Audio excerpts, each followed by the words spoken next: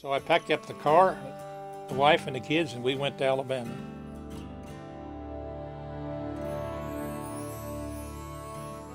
I didn't like that because I couldn't smell jet fuel anymore.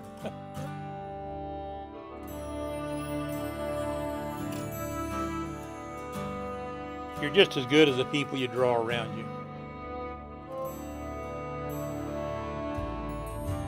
A lifetime of service can sometimes begin as a childhood dream.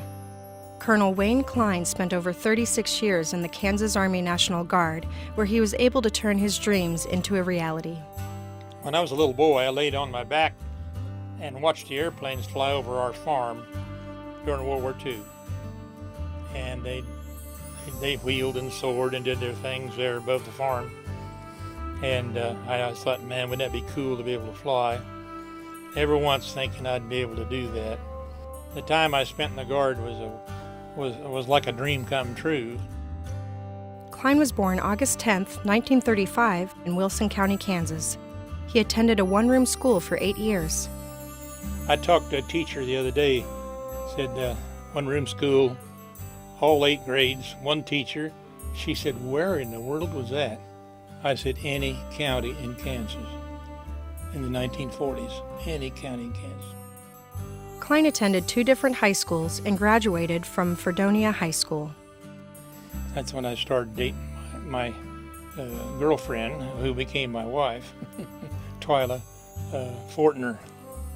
While he and his wife Twyla enjoyed their newfound love together, the government had other ideas for Cline.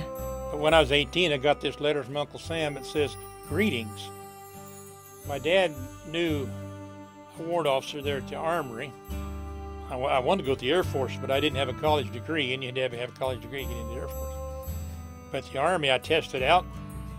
I wound up saying, I do solemnly swear, and became a guardsman. Cline was enlisted from December 1953 to July 1959. It was then when he went on to artillery school at Fort Sill and was commissioned a second lieutenant. While Cline was in Field Artillery Officer School, the unit he had joined transitioned to become a military police battalion. Bad deal. I didn't know anything about being military police, so I started looking for a unit. Cline joined the 35th Division Aviation Company in April 1960. On August of that year, Cline left for Alabama to go to flight training school. This was the beginning of making his childhood dream of flying a reality. I couldn't believe it. Here I was, second lieutenant. They're going to train me to fly and pay me lieutenant's pay. What a deal. So I packed up the car, the wife and the kids, and we went to Alabama. And that was a marvelous year. Never dawned on me that I might flunk out of flight training. All my contemporaries were college graduates, and I was not. But I graduated pretty high in my class. He graduated in June 1961, third in his class out of 47. Upon his return from training, Cline would fly as a traditional guardsman in the 35th Division Aviation Company until they disbanded in spring of 1963. At that time, Colonel O'Toole asked him to become a flight instructor in Topeka. I told the wife I wanted to fly, so we moved to Topeka, and I became what they called a flight standardization officer. And then I made a career out of aviation here in Topeka.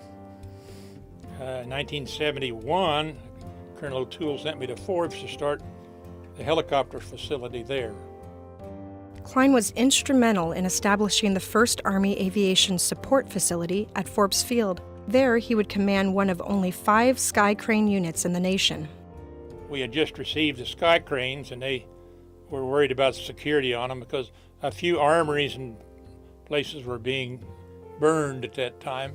So we took them and went to Forbes. Forbes was an active base, and then the Air Guard took over the north end, and we eventually took over the south end. I worked there as a aviation facility commander until about 1984, and then I became the state aviation officer. Cline served as the state aviation officer from 1985 till his retirement in 1990.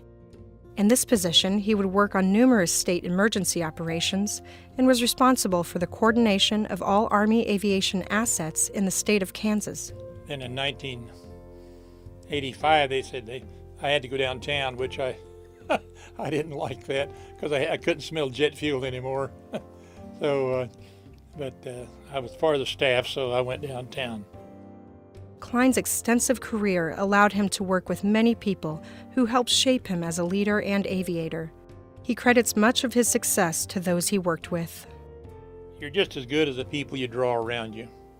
And I was fortunate to have very, very good support staff and good workers. In essence, they took care of me. Cline's wife, Twyla, served as a constant throughout his career. She and their children, Linda, Deborah, and Stephen, supported him even when the Guard took him away from his life at home. My wife was very supportive of all that I did, and I was an itinerant husband at times. You know, go to school, be gone for months at a time, and she just did a marvelous, marvelous job with the kids. Never complained once. That woman never complained once. The support I had by my family, like I said, when I was an itinerant husband, an itinerant dad, my wife was a tremendous manager, and she took care of everything. I never one time got a phone call that says, "Oh, I've got problems and come home." I didn't get those. She handled it all, and so the family was always supportive, and I was so fortunate to have a family that completely supported what I did. Cline always thought of Twyla as the wind beneath his wings. Even after her passing, he continues to think of her the same way. The minister comes and talks to you when you bury somebody. And I told him, I says, none of us are perfect, but if I searched the world over, I couldn't have found a better wife for me than her.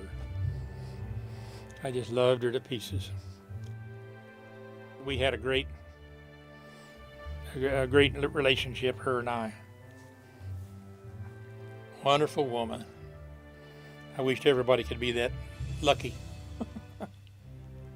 Colonel Cline cherished not only his friends and family, but thanks to them, also his entire career. It's been a marvelous aviation career. I've been luckier than most. I had a lot of flying time.